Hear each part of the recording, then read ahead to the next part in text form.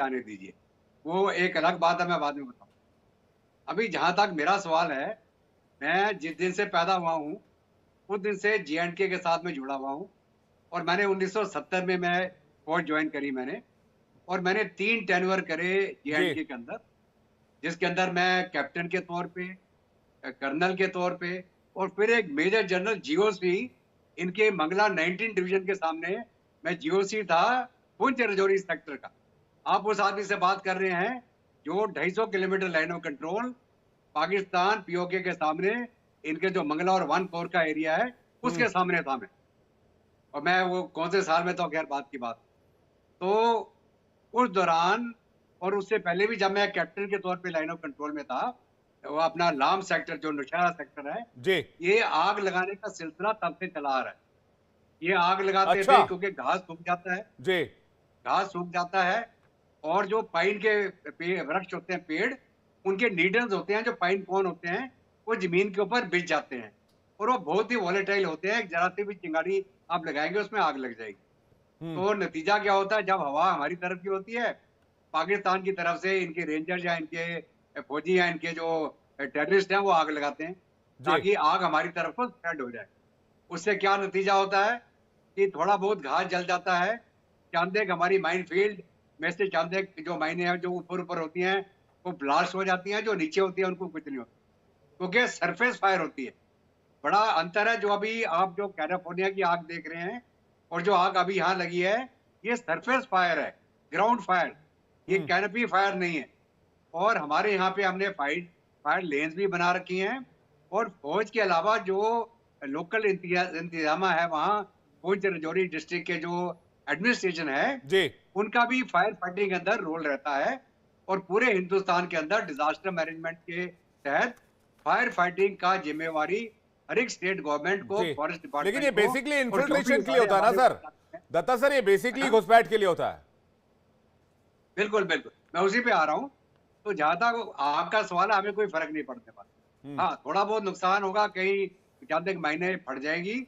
हमारे जो हम्म। Surveillance system है, हमारे जो रडार सिस्टम है, हमारे और जो सेस्मिक डिटेक्टर्स हैं, उनको कुछ नहीं होता क्योंकि वो ज़मीन के अंदर गड़े हुए हैं।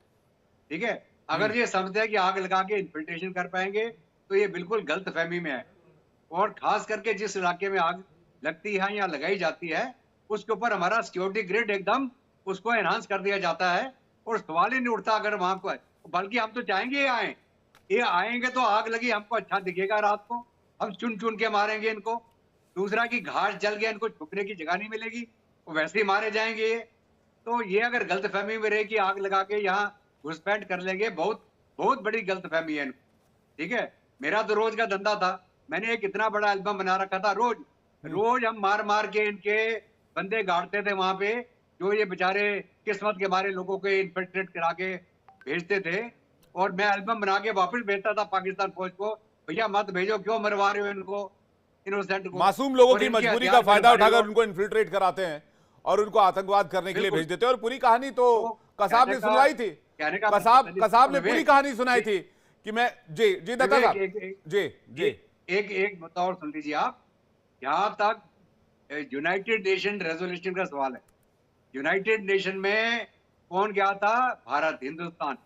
हमला किसने किया था? पाकिस्तान ने, रजाकार के शक्ल में। और किसने? ठीक है, हम्म। इन्होंने सोचा कि वो कब्जा कर लेंगे हम्म। और आखिरी मोमेंट में राजा ने जो इंस्ट्रूमेंट ऑफ पोजीशन साइन किया और तुरंत हमारी इंडियन आर्मी वहां लैंड हो गई और इनको धक्का मारते मारते मारते हम पीछे ले जा रहे थे।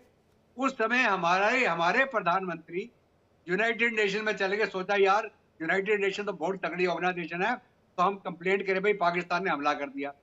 ठीक है, तो रेजोल्यूशन में क्या लिखा गया, ये शायद इनको मालूम ही नहीं है। रेजोल्यूशन में लिखा गया कि पाकिस्तान अपनी फौज वापस हटाएगा और वो पूरा इलाका हिंदुस्तान की पुलिस और फौज अपने कब्जे में लेगी। जी। उसके बाद में फिर रेफरेंडम होगा। तो ना इन्होंने फौज हटाई, ना ये वहां से हटे और ये रेजोल्यूशन की बात करते हैं, रेफरेंडम। अरे भाई कौन सा रेफरेंडम? उसके बाद 1971 का शिमला एग्रीमेंट हो गया। उस समय हो सकता है इंदिरा गांधी और भुट्टो ने सोचा हो कि चलो भाई जी। सुलह कर लेंगे, इसको लाइन ऑफ कंट्रोल को हम आईपी बना देंगे, यहाँ आने जाने का मसला खोल देंगे ताकि उधर की अवाम इधर की अवाम, जैसे स्विट्जरलैंड में आप जाते जी। हैं वैसे आप कश्मीर आ में जा क्या है, सकेंगे। उसका पता ना रहे। अरे ठीक नहीं है, सर, लेकिन तब ये किसको बात पता नहीं था है। कि 1947, 1948, 49 में किसको पता था कि एक मुल्क जो एक धर्म के नाम पर बनाया गया है, जिसे धर्म के नाम पर गढ़ा गया, जिसका नाम ही पाकिस्तान रखा गया है, वो पाकिस्तान हटाकर नापाकिस्तान हो जाएगा और वहां पर टेररिस्ट ऑर्गेनाइजेशन का सबसे बड़ा दुनिया भर का सेंटर बन जाएगा अफगान तालिबान के बाद। ये तो किसी ने नहीं सोचा था।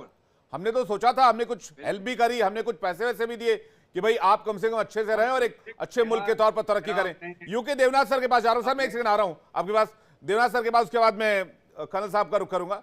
देवनाथ सर, कितनी भी कोशिश कर लें ये इन्फिल्ट्रेशन तो नहीं कर पाएंगे। दूसरी तरफ आप टीटीपी आपके सामने, तालिबान आपके सामने, बलूचिस्तान में बलूच विद्रोही बीएलए आपके सामने, आप लगे हैं इधर इस मोर्चे पर। अरे भाई, हमारा आपके साथ कोई टक्कर है ही नहीं, कोई कंपैरिजन है ही नहीं। आप अपना काम कीजिए, हमें अपने हाल पे छोड़ दीजिए। देवनाथ सर। विवेक, दिक्कत यह है कि पाकिस्तान की जो सरकार है, आर्मी, आईएसआई है, वह लगातार बॉर्डर एरिया को खलबली में रखना चाहती है। आज भी मैं विवेक आपको बता दूं कि इनके जो बॉर्डर एक्शन टीम के जो मेंबरान हैं, बैट की जो टीम्स हैं, उसमें इनकी आर्मी खुलकर इनको मदद करती है। इनकी जो एसएसजी है, स्पेशल सर्विसेज ग्रुप, जी। उन्होंने, इसके जो कमांडो हैं, उन्होंने स्पेशल हथियार दिए हुए हैं, चाहे वो एक आतंकवादी कहीं से भी ढूंढ लेते हैं। इनको इजीली रिक्रूटमेंट मिल जाती है। लश्कर ए तोयबा के बच्चे बेचारे बेरोजगार घूम रहे हैं। हिजबुल मुजाहिदीन के बच्चे जो हैं नौकरी की तलाश में इधर उधर भटक रहे हैं। जैश ए मोहम्मद के आतंकवादी जो हैं, उनको इन्होंने ब्रेन वॉश करके वहां पे डिप्लॉय किया हुआ है। ये बैट एक्शन टीम जो है हमेशा हरकत में रहती है, कोशिश करती है कि कैसे हिंदुस्तान के अंदर खलबली पैदा करने के लिए किसी आतंकवादी को घुसा दें। इंडिया में भी इनको सपोर्टर्स मिल जाते हैं। कश्मीर रेजिस्टेंस फोर्स वगैरह जो हैं, ये भी बॉर्डर एरिया में जाकर रात के अंधेरे में आग लगा जी। देते हैं, फायरिंग कर देते हैं ताकि हमारी फौज का ध्यान भटक जाए। लेकिन मेरे जो पाकिस्तानी भाई हैं, सजाद भाई सुन रहे हैं ध्यान से, मैं सिर्फ यही उम्मीद करता हूं कि पाकिस्तान और हमारे बीच में जो दोस्ताना रिलेशन है उसको किस तरह से बढ़ावा दिया जाए। आज हिंदुस्तान के जितने व्यापारी हैं, हमारे इंडस्ट्रियलिस्ट हैं, सब चाहते हैं कि पाकिस्तान के साथ तिजारत हो, बॉर्डर खोल दें। इन्होंने पता नहीं जोश में आके जब 370 हटाई हमने कश्मीर से, तो इन पाकिस्तान ने इंडिया के साथ तिजारत तोड़ ली।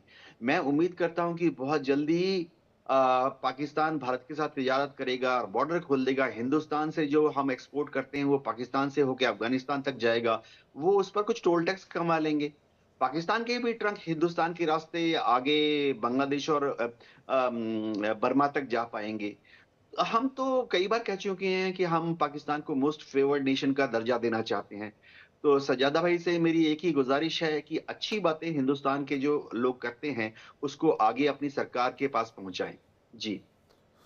मुझे तो नहीं लगता सर, मुझे लगता है कि भाई पाकिस्तान से कुछ मिल सकता है तो टेररिज्म मिल सकता है, टेररिस्ट मिल सकते हैं, कुछ एक गधे मिल जाएंगे जो पाकिस्तान चाइना को भेजता है। और इसके अलावा बुखारी साहब, अरे बुखारी साहब इतने बेचैन हो गए आप। अभी कर्नल साहब बचे हुए हैं। सजाद भाई कह रहे हैं आप हमारे बीच में क्यों आ रहे हैं यार? अभी वो कर्नल साहब बचे हुए हैं। क्यों आ रहे हैं? आप अभी देवनाथ सर पे बात कर रहे हैं, आप देवनाथ सर पे ही परेशान हो गए। कर्नल साहब अभी बचे हुए हैं। अभी कर्नल साहब से थोड़ा रिएक्शन ले ले, फिर आ रहा है आपके पास। कबाब में हड्डी बन रहे हैं यार, क्यों कबाब में हड्डी बन रहे हैं आप? नहीं, मैं बिल्कुल कबाब में हड्डी नहीं